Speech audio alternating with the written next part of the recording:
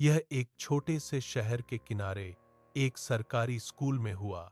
इमारत पुरानी थी, 70 साल से अधिक, और कई शिक्षकों ने कहा कि वहां अजीब चीजें हुई थीं। अधिकांश छात्र उन कहानियों पर हंसे, यह मानते हुए कि वे सिर्फ बच्चों को डराने के लिए अफवाहें थीं। लेकिन एक बरसात की शाम ने साबित कर दिया कि कुछ कहानियां वास्तविक हो सकती हैं।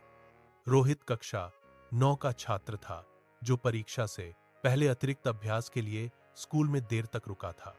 उस दिन अचानक भारी बारिश शुरू हो गई और अधिकांश छात्र घर की ओर भागे। जल्द ही गलियारे खाली और शांत हो गए। केवल खिड़कियों पर बारिश की आवाज सुनी जा सकती थी। रोहित कक्षा 12 में अकेला बैठा था, अपना गणित का होमवर्क पूरा कर रहा था। कुछ देर बाद उसने अपने पीछे फर्श पर एक कुर्सी को धीरे धीरे खिसकते हुए सुना। उसने मुड़कर देखा, वहां कोई नहीं था। शायद हवा, उसने खुद से फुसफुसाया।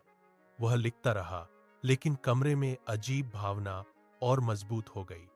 उसके ऊपर की ट्यूब लाइट 2 बार झिलमिलाई। फिर से उसने एक आवाज सुनी, इस बार गलियारे में नरम कदमों की तरह। थप थप थप। रोहित दरवाजे तक गया और बाहर देखा। दालान अंधेरा और खाली था। अन्य सभी कक्षाएं बंद थीं। अचानक उसने कुछ अजीब देखा। कक्षा 11, जिसे बंद होना चाहिए था, उसका दरवाजा थोड़ा खुला था। रोहित घबरा गया, लेकिन जिज्ञासा ने उसे आगे खींचा। धीरे धीरे उसने दरवाजा खोला। कमरे से पुरानी और धूल भरी गंध आ रही थी। टूटे हुए डेस्क एक कोने में ढेर थे, क्योंकि कक्षा का उपयोग वर्षों से नहीं किया गया था।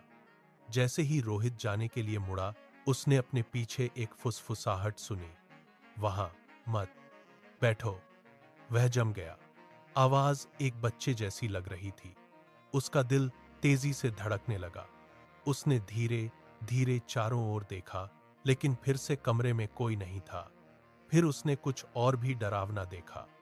कमरे के बीच में एक कुर्सी धीरे धीरे हिल रही थी, जैसे कोई अदृश्य उसे झुला रहा हो। रोहित डर से पीछे हट गया। अचानक ब्लैकबोर्ड का चाक अपने आप हिलने लगा। बोर्ड पर एक कांपती हुई रेखा दिखाई दी। फिर धीरे धीरे अक्षर बने, मेरी सीट। रोहित के हाथ कांपने लगे। उसे कुछ याद आया जो उसके दादाजी ने उसे बताया था।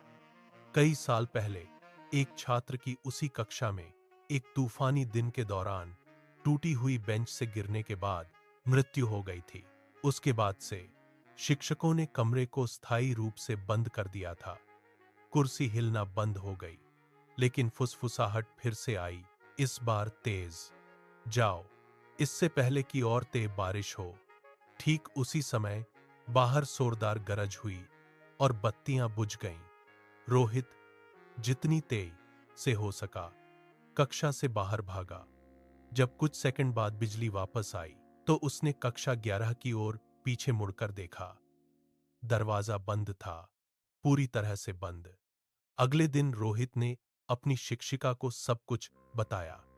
पहले तो उन्होंने उस पर विश्वास नहीं किया, लेकिन जब शिक्षिका ने जांच के लिए कमरा खोला, तो उन्होंने कुछ अजीब पाया। धूल भरे ब्लैकबोर्ड पर धुंधले चाक के शब्द अभी भी दिखाई दे रहे थे, मेरी सीट। उस दिन से कोई भी छात्र फिर से कक्षा 11 के पास देर तक नहीं रुका। यहां तक कि शिक्षकों ने भी सूर्यास्त के बाद उस गलियारे से बचना शुरू कर दिया। और जब भी उस पुराने स्कूल में भारी बारिश शुरू होती है, तो कुछ छात्र कहते हैं कि वे अभी भी एक कुर्सी को हिलते हुए सुनते हैं, धीरे धीरे बंद कक्षा के अंदर।